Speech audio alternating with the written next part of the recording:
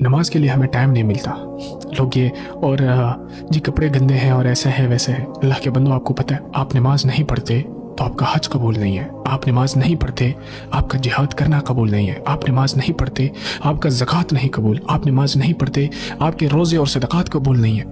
آپ نماز نہیں پڑھتے آپ اللہ کے سامنے انبار اور ڈھیر سارے اعمال، اچھے اعمال لے کر جائیں، اگر اس میں نماز نہیں ہے تو ان اعمالوں کا کوئی فائدہ نہیں ہے. آج اگر مجھے پتا ہے کہ مثال کے طور پہ مجھ سے گھر میں یہ پوچھا جائے گا کہ میں جب باہر سے آؤں گا گھر کہ تم کہاں سے آ رہے ہو، تو میں یقین کریں ڈرتا ہوں کہ میں کسی غلط جگہ پر نہ جاؤں، کیونکہ گھر میں میرے سے پوچھا جائے گا. اور آپ کو پتا ہے کہ اللہ کے حقوق میں سے سب سے پہلا سوال وہ نماز کا ہونا ہے. تو پھر سوچیں کہ ہمیں اس بات کا خوف کیوں نہیں ہے، کیوں اس بات کا ڈر نہیں ہے ہمارے دلوں میں، ہم کیوں نماز کی پابندی نہیں کرتے. آپ بے شک اچھے اعمال بے حد کم لے جاؤ اللہ کے پاس اور نماز کی پابندی لے کر جاؤ اللہ کے پاس، تو پھر اللہ غفور رحیم ذات ہے کہ وہ شاید اسی نماز کی وجہ سے آپ کی مغفرت کر دیں انشاءاللہ.